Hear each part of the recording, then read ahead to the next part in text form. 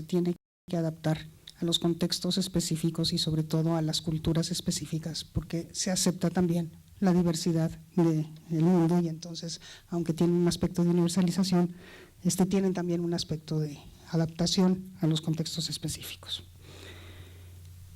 ¿Qué pasó? Esta es una parte muy bonita de las competencias y es el hecho de que están ligadas al concepto de calidad de vida. O sea, la competencia no es algo que se refiere solo a lo que sucede dentro del aula y en el proceso de aprendizaje de los alumnos, sino que se vincula a la calidad de vida, pero a la calidad de vida individual y social, a las dos, ¿verdad? De alguna manera están buscando una relación cercana con otros, la comprensión de uno mismo y del mundo de uno, ¿verdad?, con quien se relaciona, la interacción autónoma con los contextos físico y social y el sentimiento de agencia, logro y satisfacción.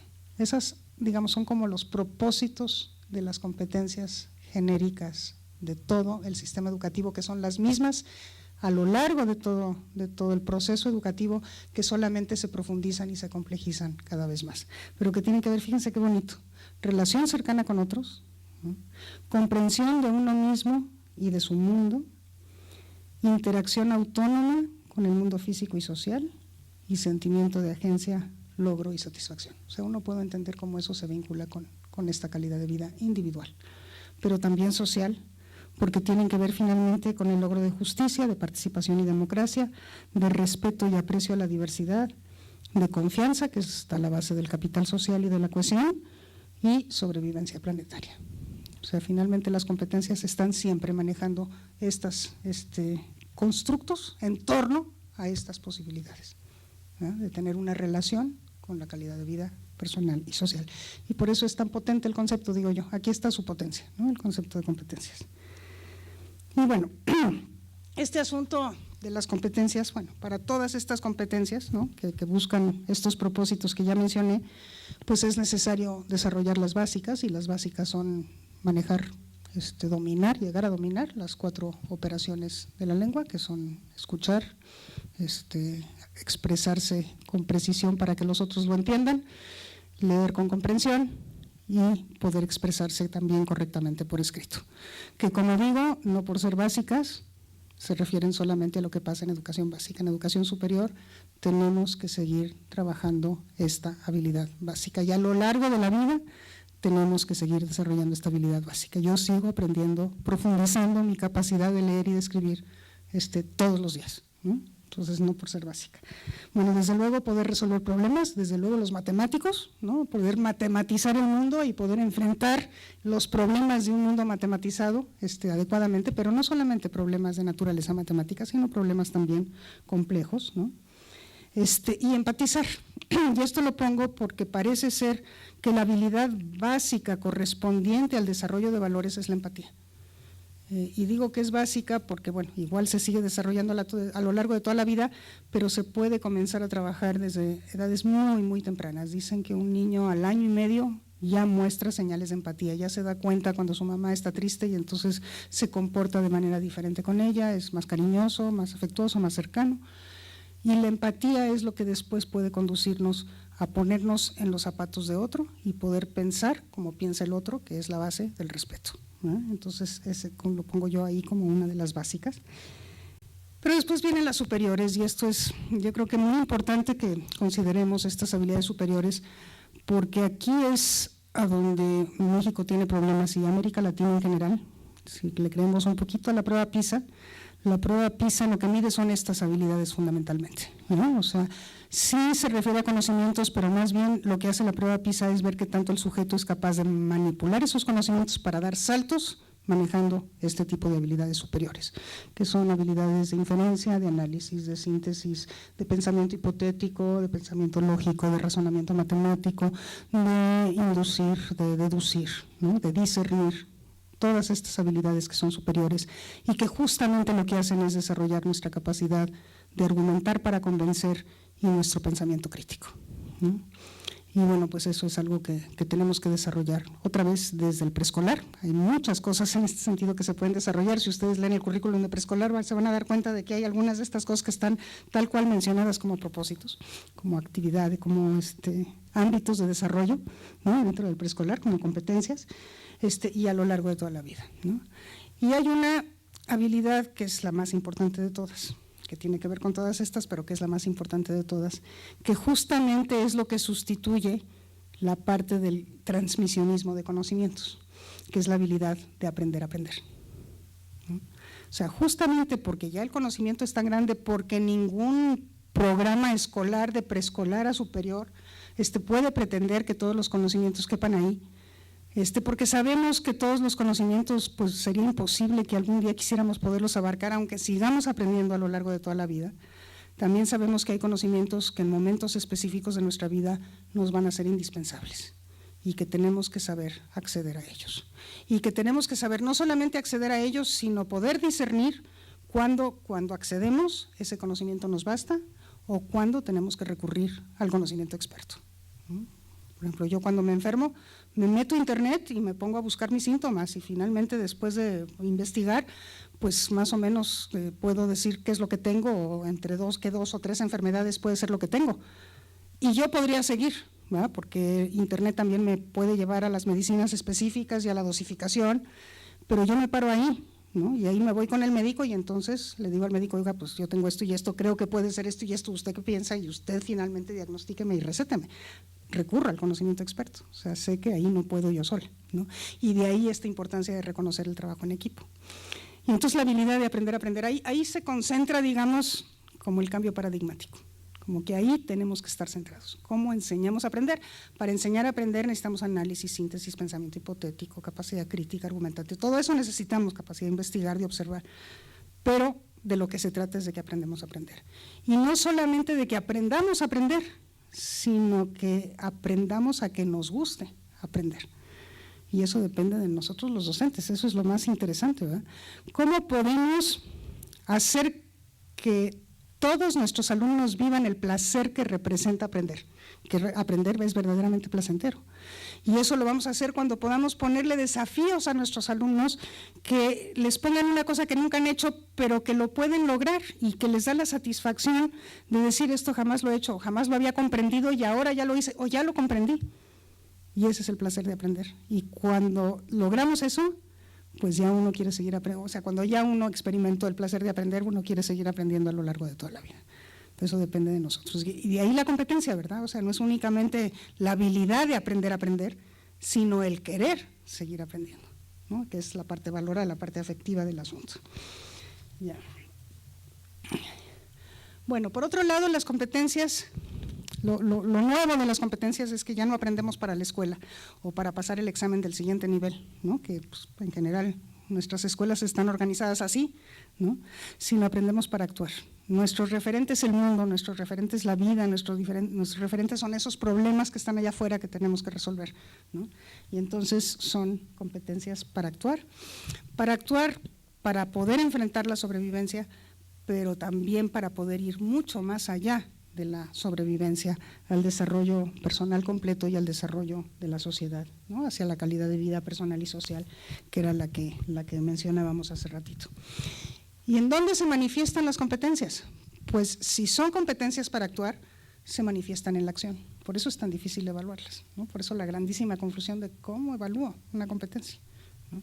¿Por qué? Porque ahí se manifiestan en la acción, cuando frente a un problema de la vida real o parecido al de la vida real, simulando el de la vida real, yo soy capaz de articular conocimientos, habilidades, actitudes y valores para enfrentar ese problema con otros, no solo, sino con otros, y tomando en cuenta las consecuencias de mis actos, con esa responsabilidad social de mis actos. Bueno.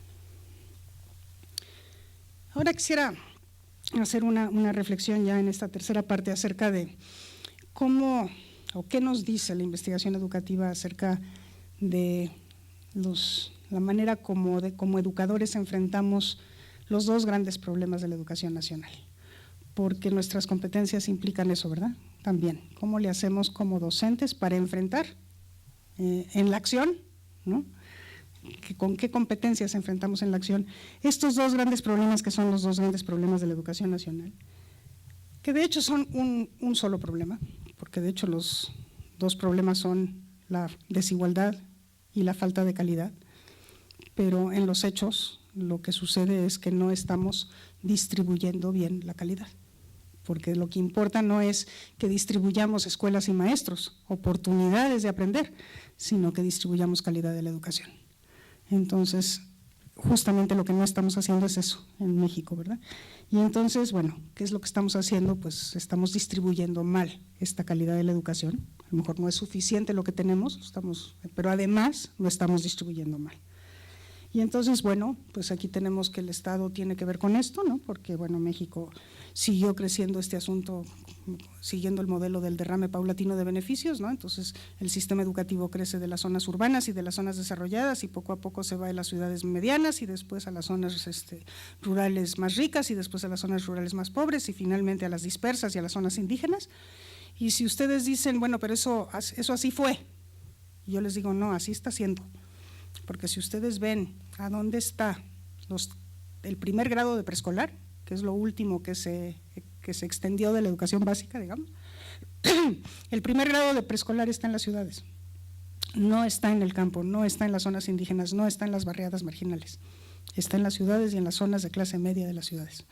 Y si nos metemos a ver a dónde están los bachilleratos, que ahora ya se volvieron obligatorios y que en un periodo de 11 años vamos a tener que hacerlos universales, los bachilleratos están en las ciudades, no están en el campo, no están en las zonas indígenas. O sea, seguimos creciendo con ese modelo de derrame paulatino de beneficios. Todavía México siempre le ha dado menos a los que más lo necesitan. No digo que todavía. Esto a lo mejor hasta se está acentuando, ¿no? Ayer me tocó escucharle a Eduardo Baco, fue una conferencia donde con cifras nos muestra cómo el nivel socioeconómico determina las capacidades de logro educativo en primaria y en secundaria. Todavía es el factor más fuerte. Cuando un sistema educativo equitativo tendría que asegurar que todos aprendieran dentro del sistema educativo, no solamente los ricos. Y eso es lo que estamos logrando. Entonces tenemos ahí un serio problema porque justamente si nosotros nos damos cuenta que está haciendo el Estado no solamente no le está dando lo mismo a todos, bueno, no solamente no está dándole más a los que más lo necesitan, sino que ni siquiera está dándole lo mismo a todos. Un niño indígena cuesta mucho menos que un niño de clase media.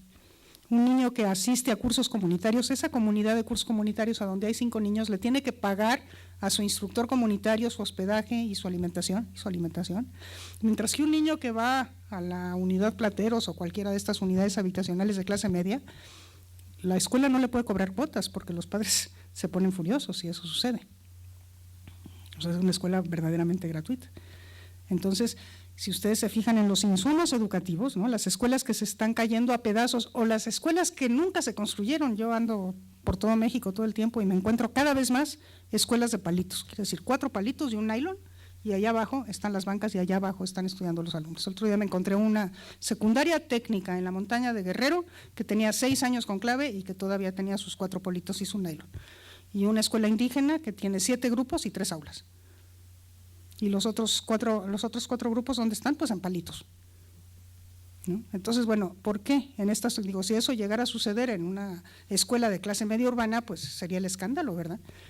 De hecho, ya está sucediendo. El otro día me contaban en la ciudad de Hermosillo que ya los padres de familia están tomando las calles para solucionar problemas de infraestructura básica de las escuelas de sus hijos, ¿no? O sea, los baños no sirven y nadie les hace caso, pues están tomando las calles para lograr que finalmente les hagan caso porque no hay suficientes recursos para asegurar una infraestructura digna para los alumnos, ¿no? Los maestros, ustedes saben que los maestros indígenas todavía son maestros reclutados con bachillerato, ¿no? Y después se les pide que cursen su licenciatura en el sistema semiescolarizado del UPN. Pero ¿por qué los indígenas son los que no tienen maestros profesionales cuando ya hay suficientes egresados de bachillerato? Antes no había, pero ahora ya hay, como para cursar una normal, tener una formación inicial profesional y poderse enfrentar a ese mundo profesionalmente. No, porque les damos menos a los que más lo necesitan. Y entonces, bueno, logramos justamente esta desigualdad, ¿no? Y entonces tenemos un sistema educativo que reproduce la desigualdad. O sea, no es posible que una persona pobre que entra al circuito pobre educativo salga de ahí. Va a mantenerse en la pobreza, incluso habiendo sido educado. Entonces, bueno, pues ese es un problema. Pero bueno, ese es un problema del lado del Estado, de la política educativa, cosas que tienen que transformarse desde luego, que muchas veces pues están fuera de nuestras manos como educadores, ¿no? Pero lo que yo creo que tenemos que darnos cuenta es que la escuela también contribuye, ¿no? ¿Quiénes se quedan fuera de la escuela? ¿No? En el caso de la educación superior hay una discusión ahí muy fuerte, ¿verdad? O sea, hay exámenes de admisión que están dejando fuera no a los que no tienen talento, sino a los que estuvieron en este circuito pobre de educación, no por su culpa, sino porque el sistema así lo propició, ¿no? Entonces, bueno, pues ¿quiénes son los que se están quedando fuera? ¿Quiénes desertan? ¿Quiénes se ausentan? El ausentismo es un indicador muy claro de que algo malo está pasando, de que no estamos llegando a nuestros alumnos, de que no están aprendiendo, de que no se están sintiendo bien, ¿no? ¿Quiénes son los que se ausentan? ¿A quiénes estamos reprobando? ¿No? ¿Quiénes no se sienten a gusto en la escuela o en el aula con nosotros, ¿no? ¿Por qué no se sienten a gusto? Nos preguntamos ese asunto, ¿no?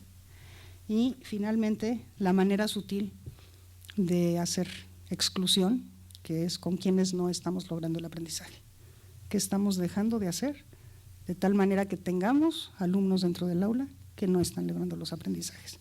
Reconociendo que nuestra responsabilidad como profesionales de la educación es que todos aprendan. Entonces, justamente es eso, ¿verdad? Importa más que todos aprendan a que unos cuantos aprendan mucho, porque a veces eso es lo que queremos, que unos poquitos sean, pero de excelencia, ¿verdad? Que aprendan muchísimo y que puedan destacar, ¿no? Y que se saquen los premios y las becas y que se vayan a estudiar fuera. Que qué bueno, o sea, yo creo que es muy importante lograr eso, pero con todos, no con unos poquitos a costa de los otros, ¿no? Entonces creo que ahí es más importante eso. Y entonces, bueno, la equidad supone justamente reconocer esta diversidad. No todo el mundo empieza desde el mismo piso, digamos, desde la misma plataforma. Toda aula es diversa en cultura, pero es diversa también en talentos, en capacidades, en ritmos de aprendizaje, en inteligencias, en formas de acercarse al conocimiento. Y esto no es un problema, es algo que nos enriquece a todos, es una ventaja. La diversidad se convierte en ventaja pedagógica porque nuestros alumnos que tienen ciertas maneras de aprender o ciertos talentos pueden trabajar con los otros para enseñarles otras maneras de aprender y a desarrollar otros talentos. Entonces tenemos que aprender a encontrarle, a aprovechar esta ventaja que nos da la diversidad. Y bueno, desde luego tenemos que instrumentar a los maestros para hacer esto, porque los maestros no aprendieron que todos los niños o eran iguales o tenían que llegar a ser iguales, y por eso tenemos un solo currículum para todo el país, tenemos un reglamento que dice que hay que empezar en la página 1 del libro de texto y acabar en la página 300 en el mes de julio, ¿verdad? O de junio. Entonces, bueno, pues ese es el asunto que tenemos que ir cambiando. Y desde luego, pues el otro problema es la calidad. No me voy a meter a eso porque sería muy largo, pero ustedes bien saben que no estamos satisfechos con la calidad de los resultados que estamos logrando, que todavía nos falta muchísimo para para asegurar que nuestros alumnos respondan a nuestros propios parámetros, ya no hablemos de los parámetros internacionales, sino a nuestros propios parámetros curriculares, ¿no? Y creo que tenemos también pues una insatisfacción en la calidad de lo que estamos logrando en estos otros aspectos de los que hablábamos, en el desarrollo de habilidades, sobre todo de las superiores, y muy claramente en el desarrollo de valores de convivencia, ¿verdad? Creo que ahora más que nunca es como evidente que eso es justamente lo que este país no está logrando. No estamos logrando desarrollar valores para convivir, ¿no? Las personas violentas en nuestro país pasaron por la escuela y entonces algo ahí ocurre que está mal, ¿verdad? Bueno, y entonces justamente de lo que se trata es de distribuir calidad, y eso es responsabilidad nuestra porque tenemos que desarrollar competencias para enfrentar esos dos principales problemas de la educación. Y bueno, por último, nada más decir que hay como dos maneras de innovar, y aquí me refiero al aula específicamente, y por eso también tiene aplicaciones a la educación superior. Una manera de innovar es apropiándonos de cosas que nos vienen de fuera, de las autoridades, de la teoría, de los autores, de otros currículums, de otras, o sea, cosas que nos vienen de fuera, que nosotros nos apropiamos de ellas y necesariamente las adaptamos. Nunca tomamos como maestros las cosas tal cual, porque conocemos a nuestros alumnos, porque conocemos nuestro contexto, porque conocemos nuestros propios talentos y habilidades y hacemos las adecuaciones necesarias. Y al adecuar, innovamos. Hacemos algo diferente a aquello que fue pensado originalmente. Entonces, esa es una manera de innovar y hay que reconocerla como tal. Y qué bueno que existan todas estas ideas de fuera, que nosotros las tomamos, las adaptamos y entonces las practicamos de nuestra manera, digamos, al interior del aula. Y la otra es pues, la que ocurre todos los días, ¿no? Las innovaciones que surgen del aula porque no estamos encontrando respuesta de aprendizaje en todos nuestros alumnos. Entonces, bueno, ¿por qué? Eso nos cuestiona, a todo profesional le cuestiona qué pasa que no estoy logrando lo que me pretendí. Y entonces, ¿qué tengo yo que hacer diferente para lograrlo? Y entonces esa innovación surge de abajo hacia arriba, surge del aula misma y surge por esa preocupación que nace del sentido de responsabilidad profesional de que no estoy logrando lo que yo quería. Ni estoy logrando todos los aprendizajes que quería, ni estoy logrando que todos mis alumnos aprendan. Entonces algo tengo que cambiar y eso me lleva primero a formarme y después a innovar. Y esas son las innovaciones que verdaderamente cuentan. Por eso ahora se reconoce que el maestro innova, todos los maestros hacen esto que estoy diciendo, todos, a veces inconscientemente, pero lo hacen, ¿no? No siempre son las mejores decisiones las que se toman, eso sí hay que reconocerlo, pero la innovación es inherente al maestro porque el maestro es un profesional y un profesional toma decisiones y las decisiones implican innovar. Entonces todos los maestros hacen esto. Entonces ahora con el reconocimiento de que los maestros son maestros innovadores, es que nos damos cuenta que el maestro es la pieza fundamental, clave de la calidad de la educación, de donde sea. El famoso informe McKinsey que nos dice que ningún sistema educativo puede ser mejor que la calidad de sus docentes, ¿no? O sea, puede ser de mayor calidad que la calidad de sus docentes. El docente es el elemento fundamental. ¿Y por qué? Pues no porque sigue instrucciones, no porque sigue el currículum que nos marcan por ahí arriba, no porque hace las cosas rutinariamente, no porque es burocrático, es porque es un profesional que toma decisiones y que innova. ¿Y de qué se trata esta formación profesional permanente? De que esa innovación sea la mejor innovación posible para las circunstancias específicas nuestras. Y para eso nos tenemos que seguir formando. ¿Sí? O sea, y en ese sentido, aquí hay una última lámina que dice, no toda innovación conduce a mejorar la calidad, pero lo que sí es absolutamente cierto es que sin innovación no hay mejora de la calidad posible. Era lo que decía Einstein, ¿verdad? Así que seguimos haciendo lo mismo, pues vamos a seguir logrando los mismos resultados. El que quiera lograr resultados distintos haciendo lo mismo, pues es un idiota, así decía, perdón. Y no hay calidad sin equidad.